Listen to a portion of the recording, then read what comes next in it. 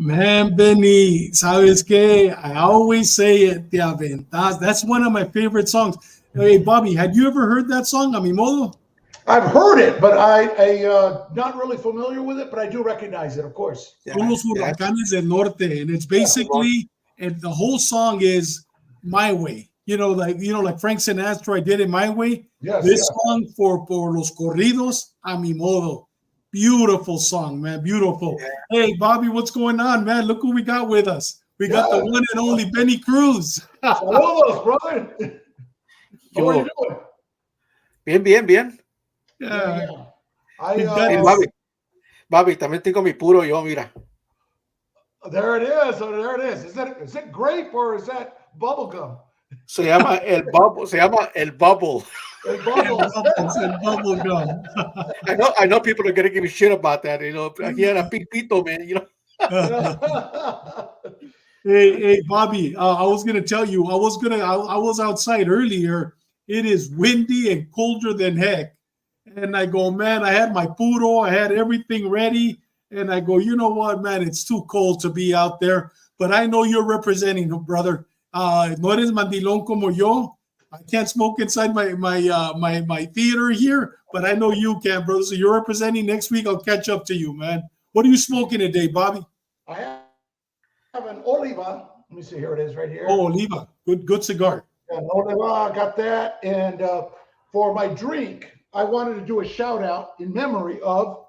It was the last of when I worked in Haiti. I was in Port-au-Prince. I ran an anti-kidnapping team there for 2 years. I had some Colombianos, 2 guys from La Policía Nacional de Colombia, work for me because they have kidnapping experience when they work in Colombia. And the guy, one of my guys, awesome man, great cop, a soldado, Oscar Cadena Gutierrez, was a sergeant with the Policía Nacional de Colombia. And on his way out, I gave him a bottle of bourbon, and he gave me a bottle of 12-year-old rum, Medellin, 12-year, and I just poured myself the last of it. Wow. Here it is.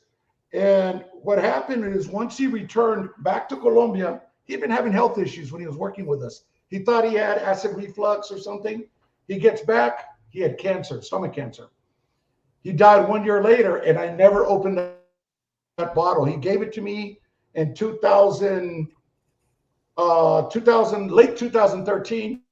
I finally opened it at Christmas time, and I just finished the last of it. So here's for Sargento Oscar Gutierrez, Oscar Cadena Gutierrez from La Policía Nacional de Colombia, a great man, and this is in memory of him. Thank you for cheers, saludcita. Salud. With that said, Ceci Escano, thank you once again, sister, for watching, man. Hopefully we get to meet one day, someday soon. Pero mil gracias. We got our brother, law enforcement brother, Bob Lopez. Greetings from West Phoenix. I don't know what he's doing over there, but I believe he lives in Temecula somewhere, I believe, or where does he live at? In Ramona, right, Benny? I don't know. I think his GPS took him to Phoenix. Oh, really? Oh, okay, good. But God bless you, Bob. You're our brother. Hey, with that said, Benny, what are you drinking? I'm drinking some moonshine, and this is real moonshine. I don't want to give up too much game because I don't want to, get somebody in trouble. Pero, aquí está, mira. Está bien, Benny. What does it taste like? It hits hard. I mean, it's 100% alcohol, but he has it like tiene como manzanas. It's got apple, and it's got cinnamon sticks, and it's really a strong. It smells like almost like apple pie. So it entices you when you smell it. It's, oh my God, it's gonna be good. And when you drink it, it burns a little bit, but it tastes good. But man, you start drinking a lot, te pega bien duro. I mean, you get up and you can feel it. Yeah. Well, don't drink too much. You're going to tell us all about your academy days. And you then, know what, bro? Duro, cabrón. You know what, bro? This I kind of make reference to this to Gio Pruno. Oh, okay. Well, that's not good because Gio Pruno is really bad. I tasted that shit one time and it was horrible. Me too, man. You guys also call it hoot, right? Hooch? Yes, yes, hooch. Yeah. These pintos, they make it in the pinta. I had it in the pinta. You probably had it in the county jail, right? Yes, at the county, Yeah. and I was like, Dios mío, I was like, Yeah, You gotta be tasted pretty it hard. too, Bobby? Yes, I tried it. Oh, that tasted ugly, dude. oh yeah. But it's a Hey, pera. brothers. They get drunk. Oh, yeah. Bien violent, too. Hey, Yeah, sabes yeah. que prayers to Bob Lopez, man. He's back here for the Mayo Clinic. Okay. God bless you, Bob. And Jerónimo, Yes. Jerónimo de los Cielos, always great to see your presentation, guys. Y aquí, don't get too close to any open flames, Benny, with that moonshine, hermano. He's telling you. Oh, I We know. got, I know. Needles, cane. It tastes horrible, but gets you obliterated on the quickness. So slow it down, Benny. We want to hear about your life. Hey guys, No, listen. I think he's talking about the Pruno. Talking about the Bruno. I'm drinking. My son-in-law gave me this Apple Lure Distillery Speyside single malt Scotch whiskey. He got me this bottle over the weekend. He just got back. He's from Scotland. Got back from Scotland, and I'll tell you, great Scotch. Probably one of the best Scotches I've ever had. I'm a Glenmorangie guy, and you know what? This one, Abalur, outstanding. But guys, before we get started, I just want to do a quick memory, also in memory of one of the detectives that worked with me in internal affairs for 2 years. Oh, my. Rest in peace, San Diego Police Detective Felix Zavala.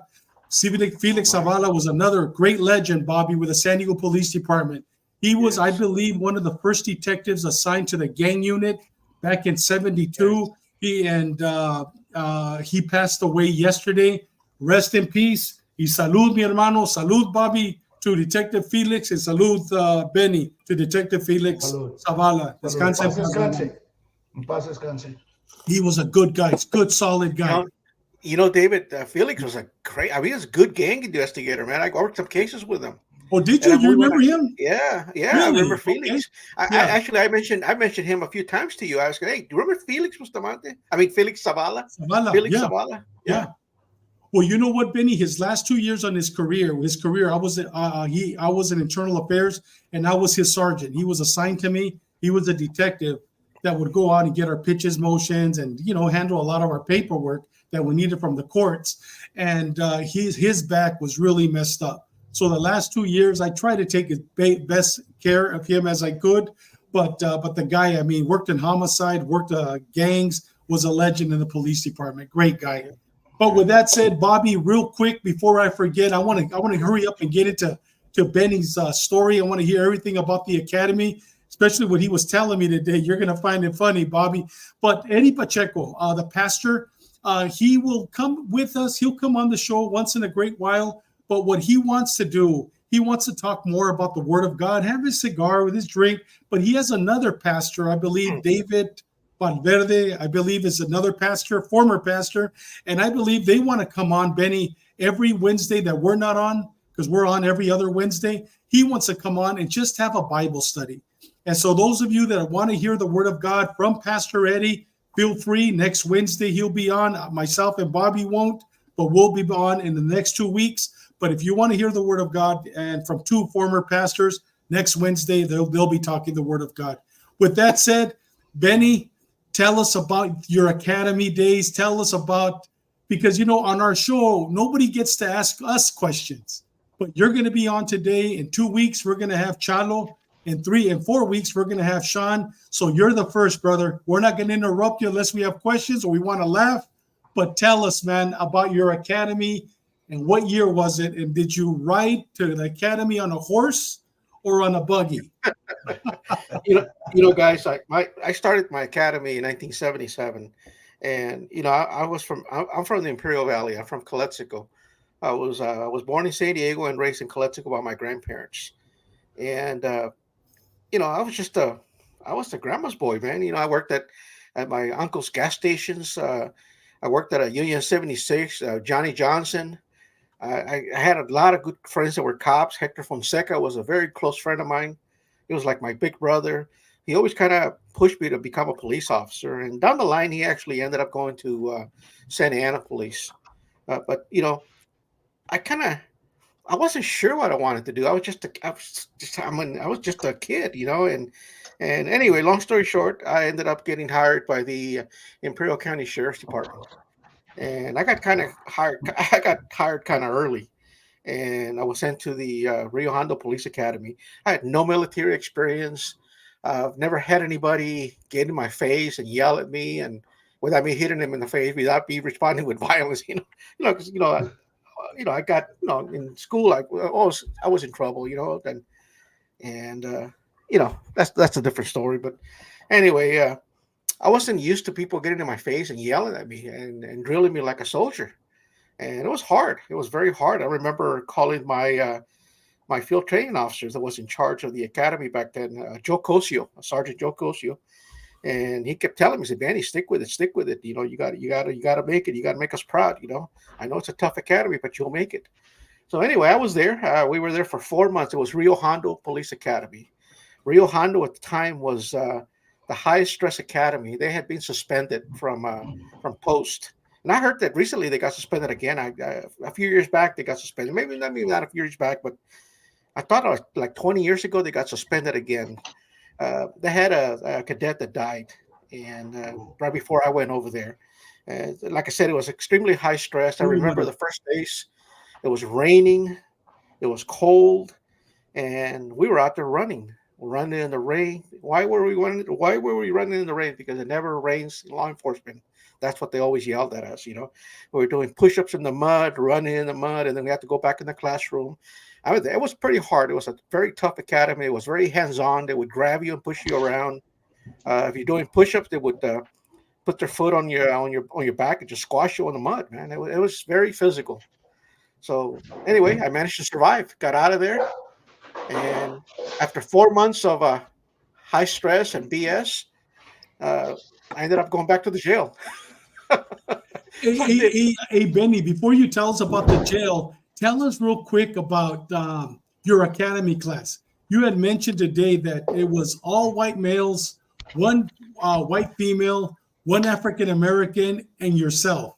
Tell us Yes. what happened. Did everybody in the academy go to Rio Hondo, or how were you selected to go to Rio Hondo, and where did they go?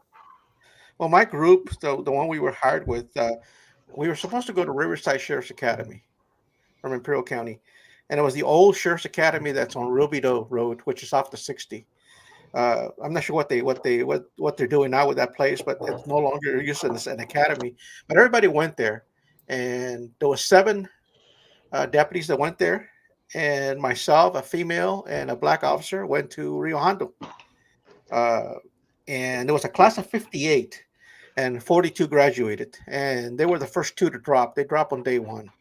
So And there did was they a have? Roger is asking, did they have a lottery, Benny, where you guys got the shortest number? I mean, no. what a coincidence that the 3 minorities out of all the white males go to Rio Hondo, and that was a really hard academy. I mean, I've read about it, I've heard about it, and then the Gavachos, they ended up going to the easier academy. I mean, was there a lottery? How were you selected for that?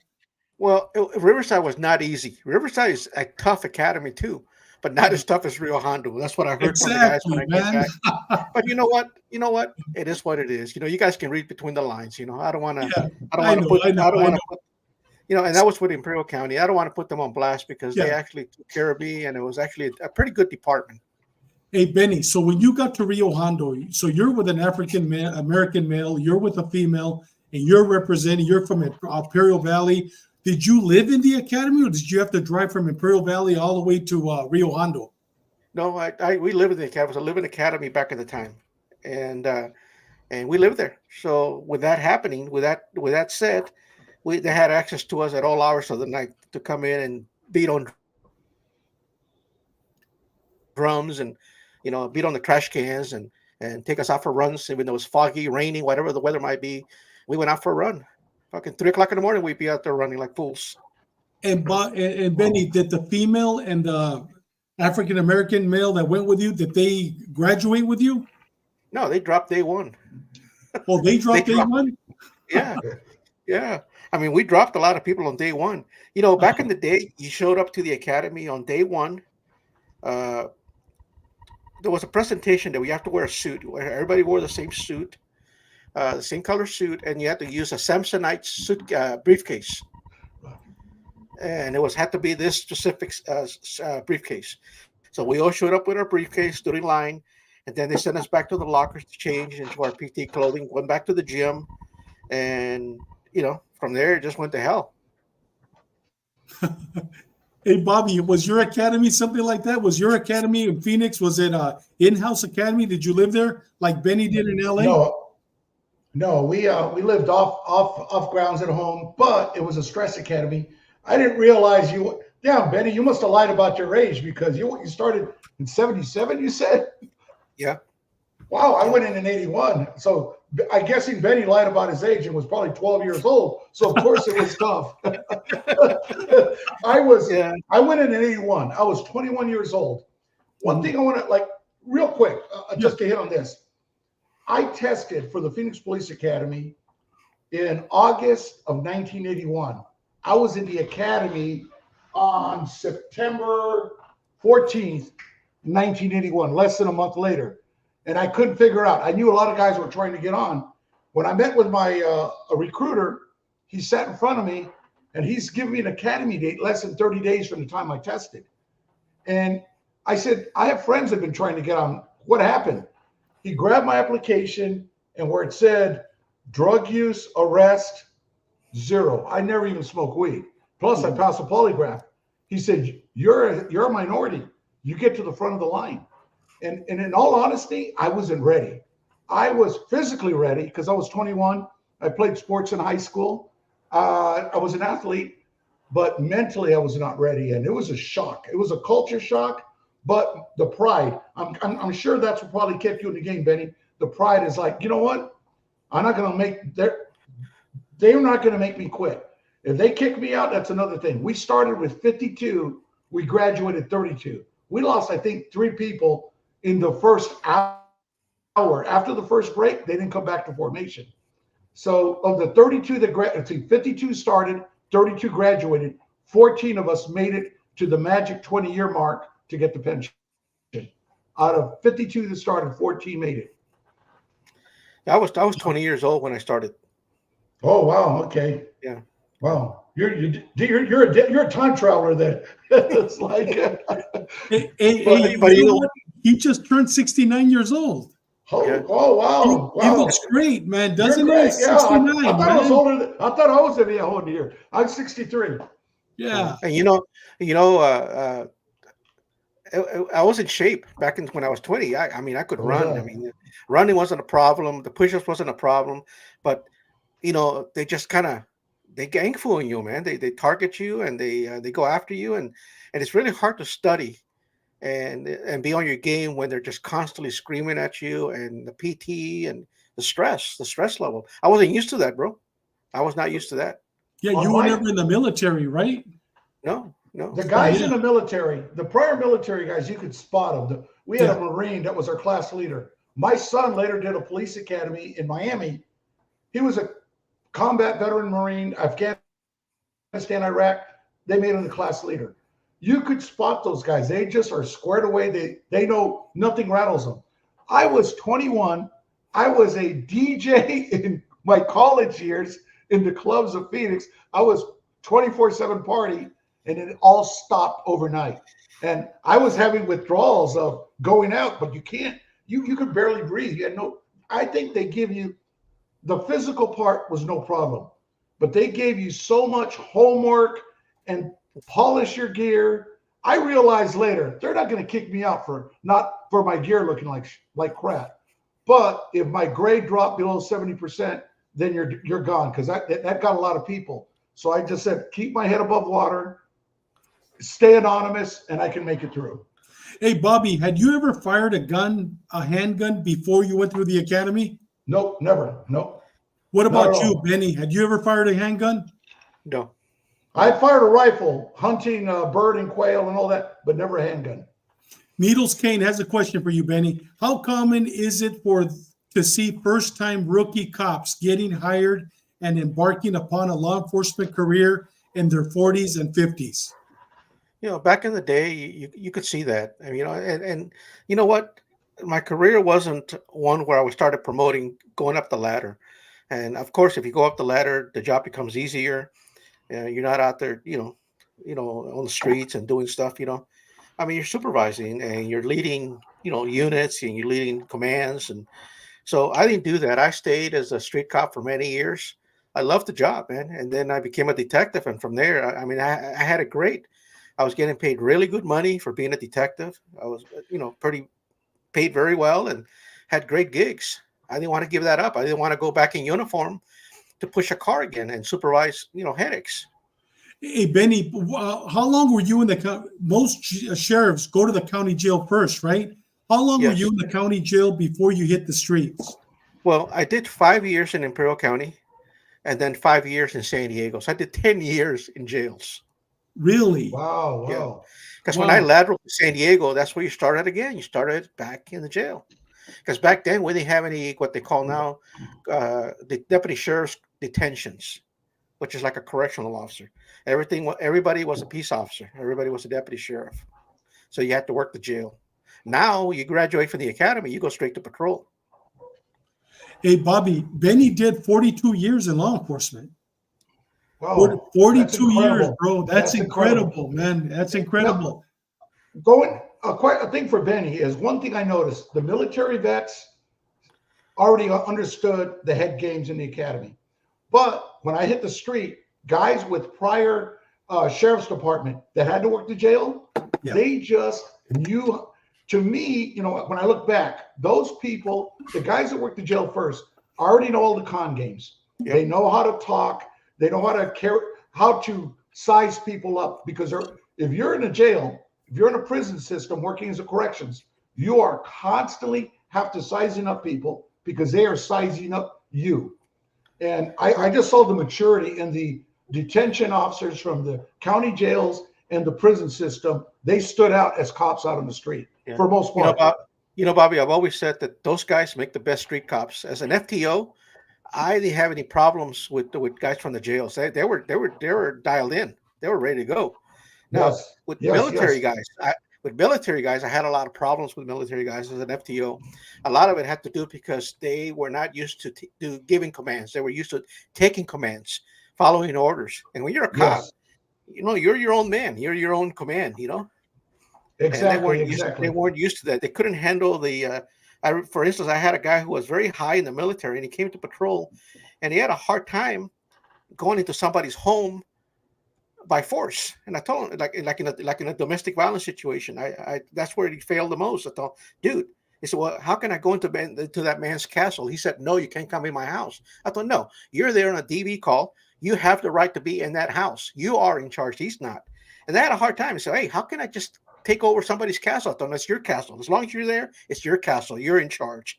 And they just couldn't handle that. And a lot of them just quit. You're right, because the military guys excelled in the academy because that was nothing to them. But once they come out, you're exactly right. They have trouble some, because they're so used to taking orders that they are not willing to go, the gray line, where sometimes you'll have to go into that gray zone and cross to save a life, because you can't be thinking, well, no one told me I could do this. One of my experiences when I worked overseas, especially when I was in the Balkans, in Iraq with some of these people, NCOs officers and NCOs will never do anything unless someone tells them to do that. And like American cops, as long as there's something that doesn't say we can't do it, we will try. We're always pushing the envelope. When I worked overseas, they won't do anything unless there's something specifically that says do it. And, I think back of, it's just they don't give overseas. When I worked in the Balkans, Iraq, they're afraid to make a decision because they will get smashed by the higher ups, even if they did the right thing, because they're always so used to taking orders. Mm-hmm. Hey, Benny, tell us about when you first got out of the academy. You go to the county jail, but tell us your first days on patrol. Tell everybody the story about Cesar Chavez, the march, the things that you were involved in. Did you know that he was involved during the marches, Bobby, with Cesar Chavez? Whoa!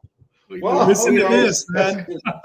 Well, when I first went to patrol, my training officer was a guy by the name of Manny Garcia. Manny Garcia was just an awesome guy, good street cop. And I always said to myself, when I get on my own and I grow old, I want to be like him. I want to be like Manny Garcia. And there was another guy, Roger Hollingsworth. He was kind of an old gunslinger. He had a big ass mustache. He wore his gun belt kind of sling down. Really tough guy, but the guy was great, a great mentor, great street cop, and I always loved working around him because he was always there for me.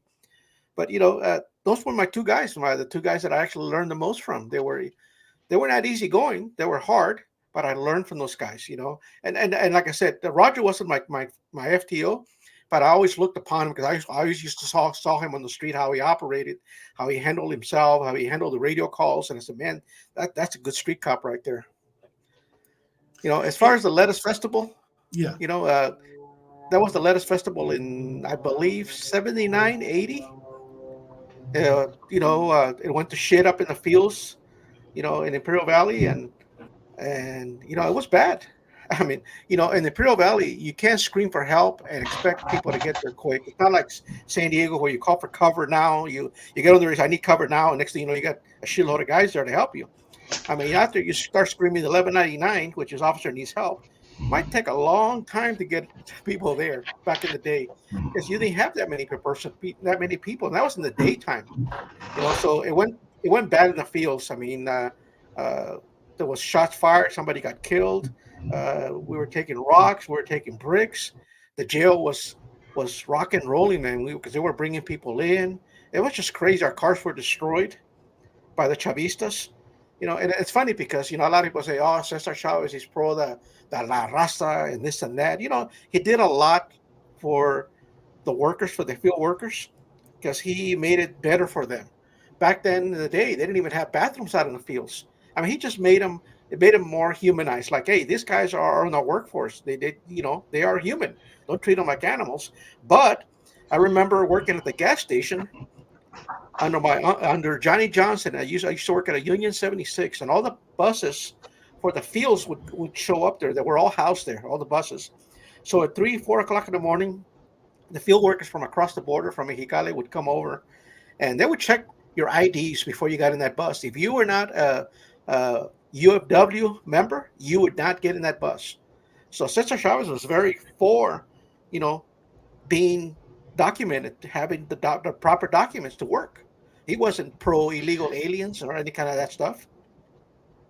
He was. I did a lot of research on this because, when I went in my college years, I like to. Contreras, you're going to laugh at this. Me and Saul Ayala, if he might be listening, we're going to Phoenix College. We're like, we're teenagers. We're 18, 19 years old. We see a lot of pretty girls walking by. Hey, where are they going? They're going to the Mecha meeting. Mecha. And I remember Mecha from high school. Yeah. I was playing sports. I never got involved. So we went, and all of a sudden I was like, I was always very conservative through my parents. And we go and we're hearing their politics. I'm not going to listen to that. But they were like, afterwards, we're going to have a party. Hey, we're teenagers. We're going to go to the parties because there's a lot of pretty girls. So we follow. But with what they've done, the Cesar Chavez movement has been hijacked by the open borders crowd because Cesar Chavez was pro-union. He wasn't pro-illegal alien. They were going to the border, and they were like the Minutemen before they were Minutemen. They were trying to prevent people from crossing because he was pro-border. I mean, pro-union. We don't want anybody to break the strike lines, and I watched now today, and it's a little confusing for me because my grandfather was involved in supervising field workers back in the time, and he told me the whole story, and I was like, the story that my grandfather was at ground zero doesn't match what we're being told today. And Bobby, a lot of the workers, original workers that were working the fields, Benny, were Filipinos, right? Filipinos, exactly. Right, No, Benny? I mean, did you see no, the Filipinos out there working? no, Arizona. no, not in the valley. In the valley, Mexicali has a lot of Chinos. The Chinese community is very big, so we had a lot of Chinese people working. Oh, really? China, I did not yes, know that. I thought it Yeah, was Filipinos. I didn't know it was Chinese. yeah. yes. Hey, David, going They, back to the question that one of the guys had, you want to go back to the other one? Oh, yeah. Uh, He had a question if we know of any departments that hire men from 40 to 60. I haven't seen 60, but San Diego PD has no age limit. They do hire 40-year-olds. And I've seen when I went through the academy, Bobby and Benny, I had a guy that was 52 years old going through the academy with me. He was a retired detective with New York PD. And that guy ran the 12-mile runs that we'd had. That old man ran it. And you know what? He was in good shape.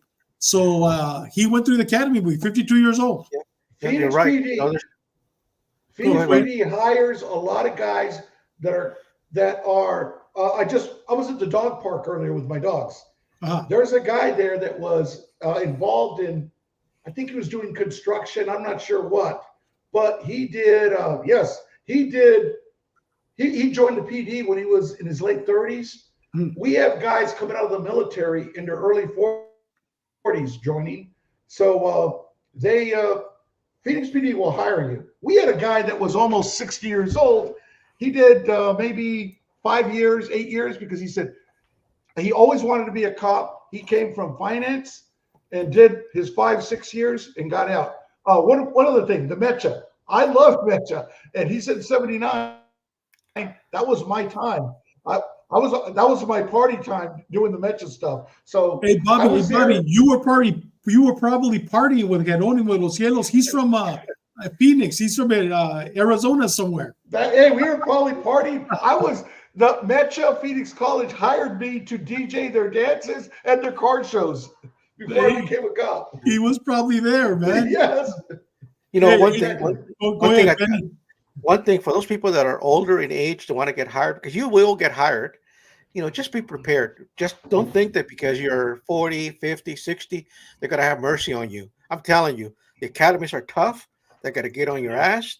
They're going to fuck with you. And just be in shape. Be in shape. Be mentally prepared. And be ready to take criticism from younger people. Because they're going to get in your face and they're going to be a lot younger than you are. And you're going to feel that you have more life experience, but you really don't. They're the guys with the life experience. They're the ones that are on the street. These guys didn't make FTOs for no reason. They've been on the street. They've been in the battles. They're sharp. They're scored away. So be ready to take the shit. Be in shape. Be mentally prepared. And be ready to take the shit. Benny, on that point, with Phoenix PD, you would have, once you've got to the point where they think you're going to make it, we would have field rides. On a Friday night, you were still in the academy, but they put you out with a veteran and you ride a shift on a Friday night. We did 3 of them, 3 shifts. And I was struggling. And I went out and rode with a guy, a veteran cop, later on, a kick-ass cop. And he looked at me and he said, you know what? I can tell you're from the hood. He was a white dude from the south side of Chicago. He said, you're going to be a good cop. You'll be a great cop. He said, just what they're doing in the academy, it's all head games. They will not fire you. He said, if you just keep pushing along. I finished at the bottom part of my academy class and I hit the street. And I'm telling you, I was the first one in my academy class out of 32 that graduated that went solo. And I'll tell you, I'll match my career as far as sexy, dangerous, high-risk assignments with anybody else in my class. But because, I'm from the barrio. So I was able to go out on the street and do all the things and obviously work 10 years outside the country on contracts. And on that note, I talked to David. I talked to you earlier. My next adventure, April or May, I'm going to be heading off to Abu Dhabi as a intel advisor for my next and hopefully last contract. I got a year contract that I'll be heading out late April, early May to Abu Dhabi, which is about a little over an hour away from Dubai on my final contract. Could you believe that, Benny? At 63 years old. I mean, that just shows you what kind of a man you are. Benny, you being from the barrio there from El Centro area, did that help you through the academy? Did it help you through your career being bilingual and just growing up in the barrio with the homeboys? Did it help you? Well, back in the day, we really didn't have that homeboy mentality. We were Really? just groups of guys. We just had groups of guys that hung out together. We weren't really a gang. The gangs.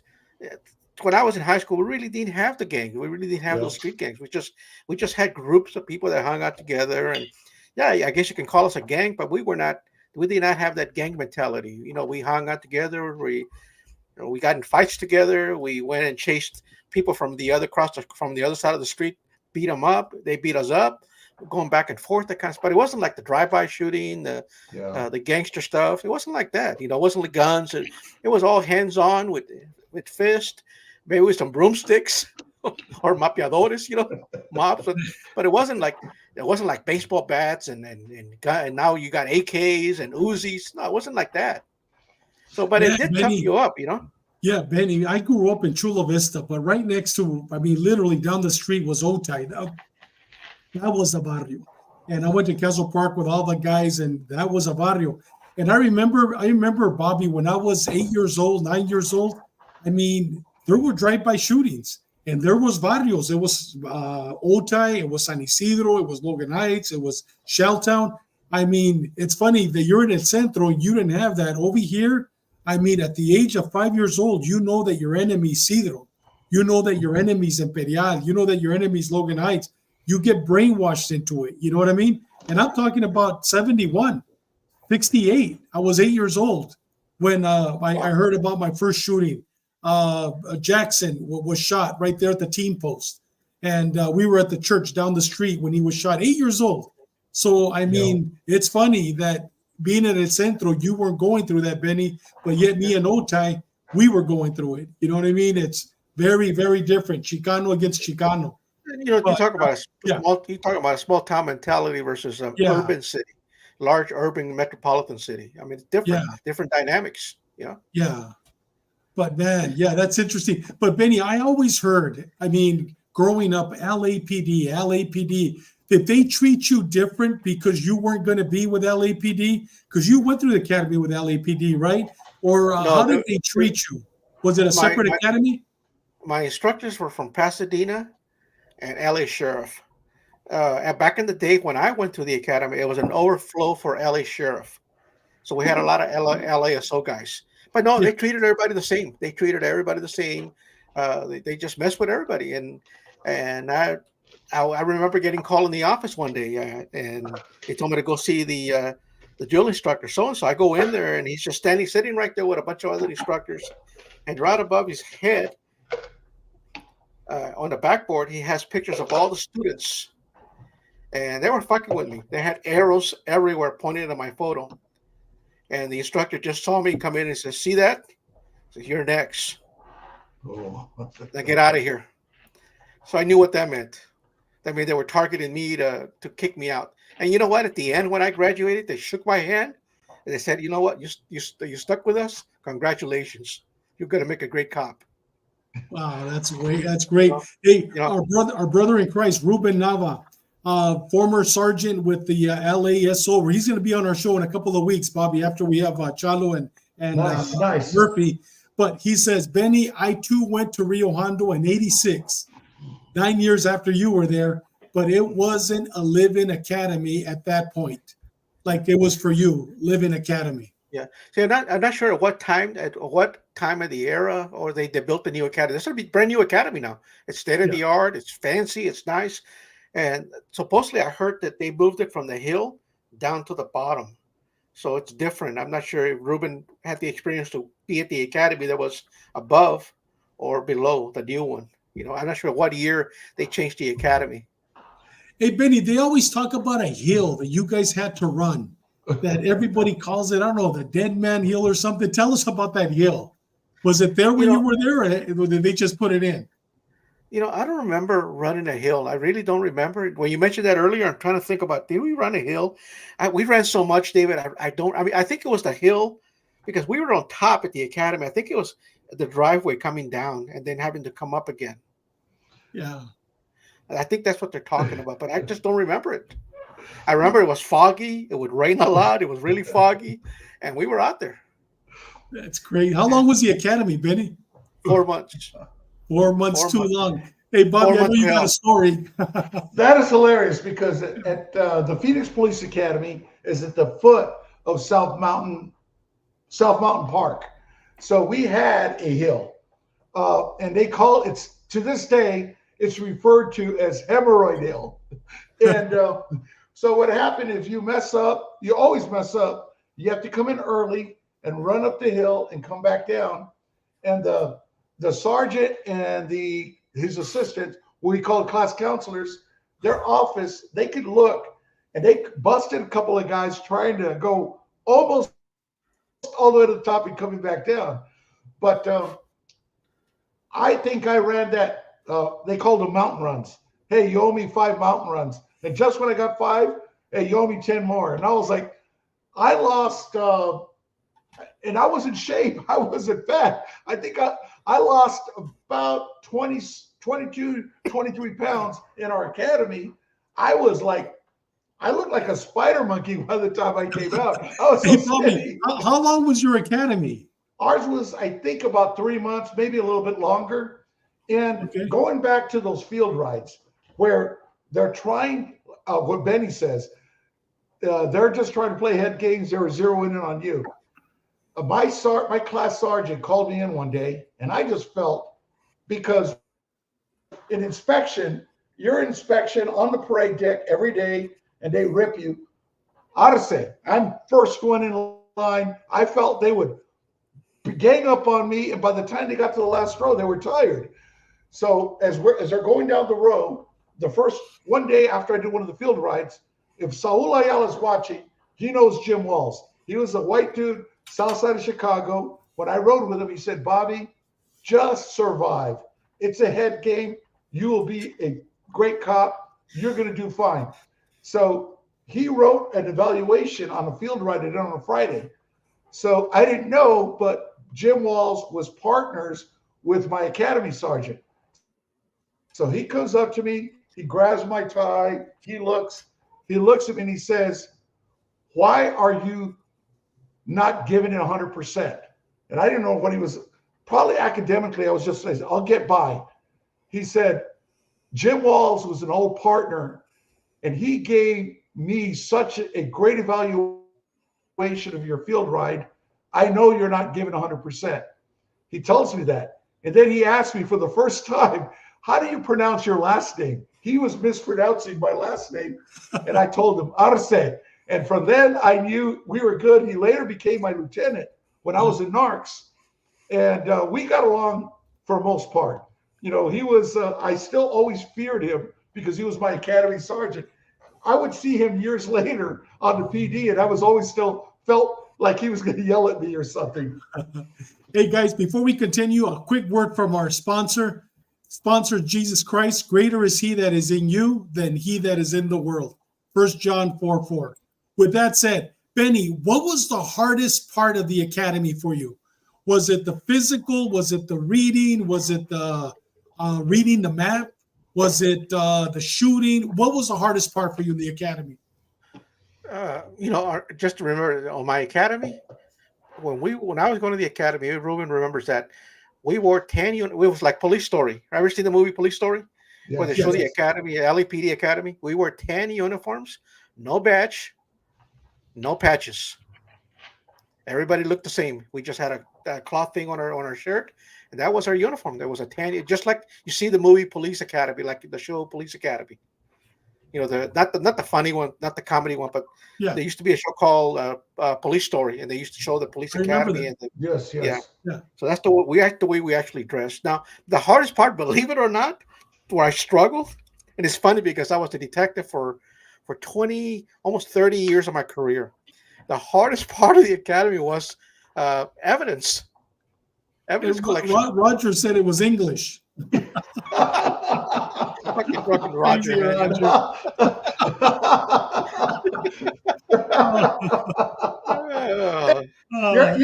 I don't even know an accent in your English anymore. Nah, just Roger's just be Roger being Roger. Just wait till we get him on our show. Exactly. Now he's probably gonna bail out. Hey Benny, you became an expert on evidence. So evidence was your hardest? Really? I was really good at crime scenes. I mean, I was good. I mean, but that was the hardest part. I actually failed the first round of evidence. I had to make it up. And it's funny because that was my my expertise in the department. I was really good at crime scenes, collecting crime scenes, documenting crime scenes, doing the right thing. Yeah, that's cool, man. Yeah. But I'll tell you, my hardest academy, Bobby, I went through two academies. In 84, when I was 24 years old, I got hired with the Department of Corrections. It was, I believe, dude, it's been so long. It was in Gulf, California. I believe it was 3 weeks or maybe a month, the academy, and it was a living academy like yours, Benny. To me, that was probably 70% harder than the San Diego Police Academy, because I had never been in the military. And the first day, just like you said, Benny, they come in throwing chairs, yelling at you. And I mean, the first day, without a doubt, I don't remember. I can't tell you the stats that you have, Bobby, on both my academies, the PD Academy or my Correction Academy. But I know that the first day we probably had about 80 guys in the academy. We probably lost 5 the first day, because those guys came in and they were former drill sergeants. Literally former drill sergeants. So they scared the heck out of a lot of people, and they had us running. So that was my first academy. My second academy, San Diego PD, dude, that was, it wasn't hard at all, because I had gone through corrections. It was very different compared to corrections. David, we had a drill instructor, LASO guy, skinny as fuck, but tough. And he would jump on a chair out of nowhere and start barking like a giant dog. And he had a ponytail. He looked like a hippie, but he was LA sheriff with long hair. He had a little ponytail. He was the most feared drill instructor of the whole academy, man. Oh, yeah. And I'll tell you, it's true, JC. JC's in the military. Thank you for your service, my brother. He says those guys were like, no, we are not about that life. Lots of laugh. But a lot of the guys, I don't know about you, Bobby, that later on got into SWAT, and these guys were like, SWAT, and even the academy. Dude, these idiots had never been in the military, but they were so gunned. They were worse than the guys that came back from Vietnam. They treated us worse than the guys that came back from Vietnam. The guys from Vietnam, I mean, they were tough, but you know what? They were human. But the dudes that were never in the military, that were at the academy, those were the punks. You know what I mean? Those were the guys that literally made you do 100 push-ups. In the academy, we had a class sergeant and 2 what they called class counselors, which were cops. One of my class counselors was a combat hardened Marine that fought the Tet Offensive in Vietnam. He was chill, super chill. And he was famous. He was in some national magazine in a helicopter with one of his buddies in a body bag next to him. Mm-hmm. I didn't know that till later, but he was so chill. My class sergeant, who had no military experience, he was Satan. Literally, he was Satan. I was afraid of him my whole career because I thought he was going to yell at me, even though he wasn't. Yeah. I would see him and I would walk the other way because that stayed in my mind the whole my whole career. Yeah, Bobby, they got in your face, like almost ready to kiss you. That brim of that hat was. I mean, it must have been millimeters from that brim of their hat touching your forehead. They were spitting. They were yelling, and like I said, Arce, first person in line in formation on the parade deck every day, and I would feel like they would gang up on me. And by the time they got to the very last row, they were tired. They got it easy back there. One of the head gigs. Hey, guys, let me ask you a quick question. What about marching? Did you guys have a problem with it? I did, man. Dude, I had a left foot all the time because I'd never been in the military. They'd be going right, I'd be going left. And I was fucking confused out there. Did you guys have a problem with that, or was it just me? Probably just you. I did it. I did it. Really? I just picked it. No. I picked it up. They Yeah. had the class prior. Go ahead. They had the class prior to us march in front of us, so we could see how we were supposed to march, and we were supposed to videotape that in our brain is how they were doing it. Oh, dude, I had a left foot, man. I was terrible in marching. When I knew it was a head game, Yeah. there were one day I was in formation, and they yelled at me about my gear because, we had a spit shiner gear in our boots. But I said, they're not going to kick me out for my gear. They will kick me out if my grade point average drops below. Yeah. So I said, I'm going to study. They yelled at me about my gear. Did you use a Hershey bar to clean your leather and all this? So the next day, I didn't touch my leather, and they looked at it, and they go, that's more like it. And that's when I knew they were full of shit. I was like, wait a minute, I didn't even touch it. And they yelled at me yesterday, and today they told me that's more like it. I knew it was just a head game. Oh, yeah. Hey, JC saying, some be swinging their left arm with their left legs. Last my alpha. That was me, man. I was terrible when it came to marching. But you know what? My grades, I didn't have any problem with grades. I loved the boxing. We had boxing back then at the academy. So not the PD academy, the corrections. We had boxing. We had wrestling. Dude, I aced all that. But the marching, I don't know what was wrong with my marching, man. So you probably cannot dance either, right? Oh, you know what? We'll ask my wife that one. Yeah. Okay. Somebody was asking hey, about Bobby, you know what? I dance like a cholo, You can't go wrong dancing like that, man. You can't go wrong. Right, Benny? Yes. Yeah.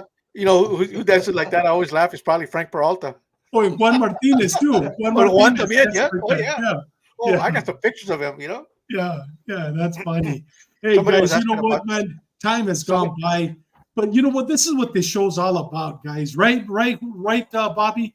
This show's about just having a nice drink, talking about the past, talking about where we were at one time, where we're at today. And, man, that's why I think this show, we enjoy it. You know what I mean? Whether we have 1 or we have 1,000 watching, it doesn't matter. We're not in it for the money. We're in it because you know what? We get a chance to fellowship, to talk, have a great time, But Benny, if you were going to give somebody advice, and we have Mr. Kane that keeps asking questions about being a recruit, what advice would you give somebody after a 42-year career, going through the academy? What advice would you give somebody? Well, before that, I want to respond to somebody was asking what sorts was. Oh, yeah. What is that? Sorts. Yeah. JC that's the CDC equivalent to what they have now, the SHIRT team. It's like a prison SWAT team. They used to be called that. I think that's what the first time they had developed a team. I think that's what they were called, sorts. No, you know what, Benny? When I was there in '84, it was called CERT, Special Emergency Response Team. Because that's what they're called. That's what it was called. I don't remember it. Sorts. It was ES Special. This is in '84. Maybe before in the '70s it was, but it was CERT. I remember doing that when I was doing the research on God, what's his name? God, I'm in a senior moment. On the warden Bobby Ayers? No, on the SSU guy. What's his name? Oh my God, hope he's not watching. You're talking about Devin Hawks. Devin Hawks, yes. When I was doing research on Devin Hawks, I remember seeing that logo come up. Sorts. Okay. Yeah. So it's some kind of special response team. Yeah. No, my advice to people is, just learn how to listen to people and talk to people. I made a lot of mistakes in my career. I was no angel. I was actually a real asshole, and I made a lot of mistakes in my life, in my career. But as you grow up and you learn from your mistakes, you learn that the important things are to learn how to listen, learn how to talk to people. Talking to people, even if the guy's a total asshole and he's getting in your face, if you just talking to somebody, sometimes you might calm him down and bring him down. You realize that you're not there to challenge him, or you're there because you're doing your job. Just learn how to talk to people. Listen. Don't try to talk over them, especially when you're doing an interview as a detective or as an field officer, a regular patrol officer. Learn how to listen. Don't try to talk over them. Don't give them game. Don't tell him what you want him to respond to. Just listen, take notes, pin him to a story. Yeah, most definitely. Thank you, Benny. Great advice. Bobby, what advice would you give after all those years going through the academy for somebody today that wants to be a police officer? Well, just be ready. Obviously, when you go into the academy, if you're physically ready, that's one thing you don't have to worry about. If you're ready physically, then you can concentrate on the academic and everything else. What they're going to do is they're going to give you, I believe they will give you more work than is physically possible to do. But they're going to test you to see how you respond, how you could prioritize. And like I said, at one point I finally said, they're not going to kick me out because my gear looks bad. They're not going to kick me out for my physical fitness, but my physical fitness, I didn't have to worry about. The only thing they would kick you out was academics. And I have horrible study habits. So I struggled with the academics because I just have terrible study habits. But Jim Walls, the veteran officer, tells me, once you get out, you will really learn to be a cop. Just survive is what he told me. Survive, don't get in trouble, and survive. And once you get out, he told me, because he was from the south side of Chicago, he said, you will excel because you know how to talk to people. Exactly. Yeah, Guys, yeah. JC, like I said, he's in the military, I believe military police, assigned to Washington, D.C. During George Floyd riots in D.C., Trump called up everyone and their mom to D.C. Guys from Texas, Chicago, New York prisons came down to D.C. Apparently, they are riot specialists in prison. And he says, I work with them during the riots. And their back of their green uniform had swords. Maybe New York probably has different, that's a response team. But California Department of Corrections, it's CERT, Special Emergency Response Team. And they were cool people. You got a chance to work with all these guys.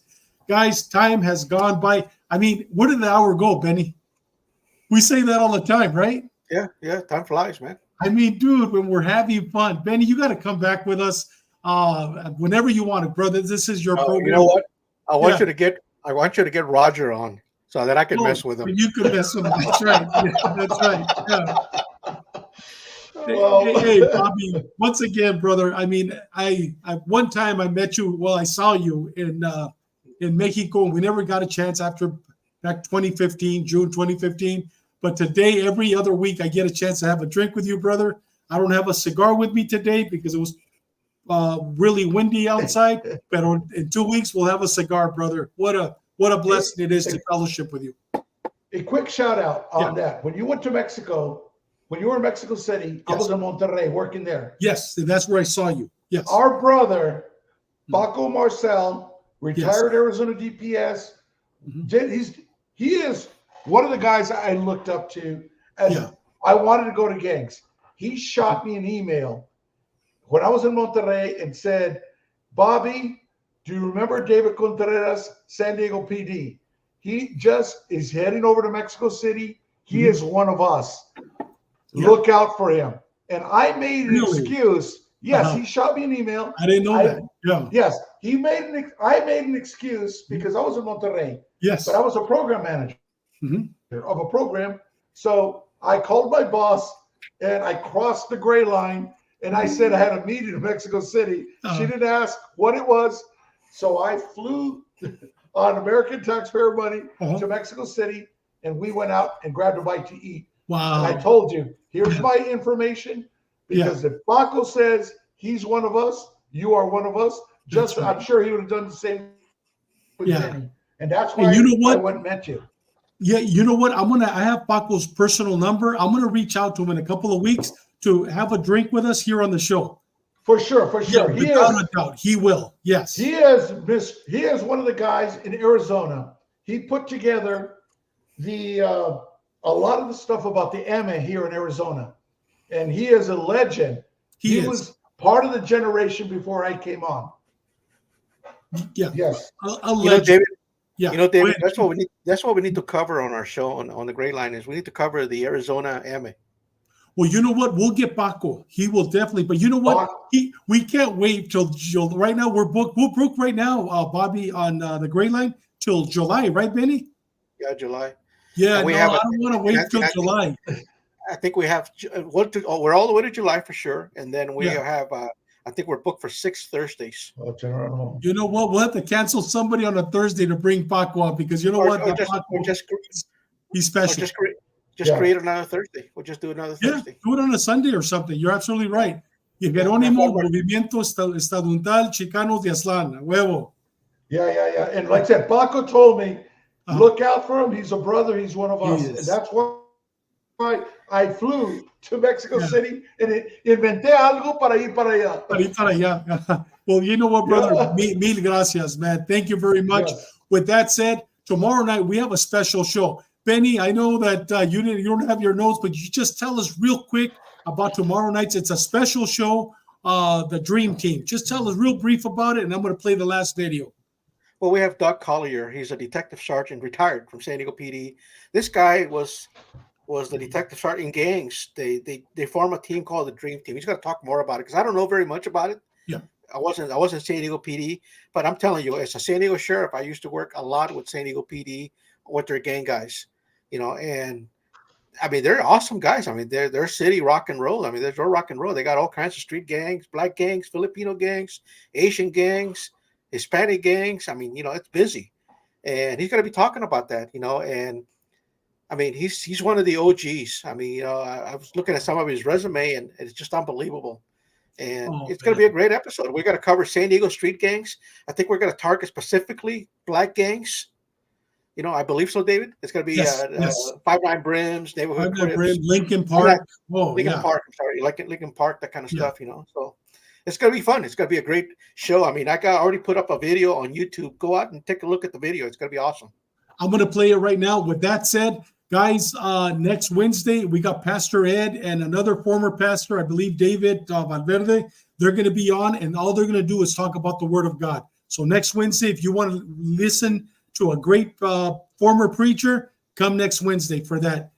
Hey, brother, Bobby, I'm sad that you're leaving, but I'm hoping that even though you're over there in Dubai, wherever in the Mid East, that you're still going to be on the show because you have to get up at 3 a.m, cabron, to be on the show. No, I'll be on. I did the math. I think it'll be like 5 a.m. I'll just be drinking some cafecito because I don't want to go to work pedo. Hey, David. Yes. David, we gotta hear the Arab music in the background. Oh, we gotta see people in the background, those hincados looking at the sun. There's Bobby right there smoking a cigar. That's right. That's when they get up to pray. You have the music in the back. You're right. Yeah. Cuando sale el sol, they start to pray. They start to pray. Yeah. Órale, pues, hey, Bobby, gracias. Mil gracias. We'll see you in 2 weeks, and Benny, I'll see you tomorrow. Gracias. I know vemos. All right. God bless you guys. So far, but we're not out yet. I want to know what you're thinking. There are some things you can't hide. I want to know what you're feeling. Tell me what's on your mind.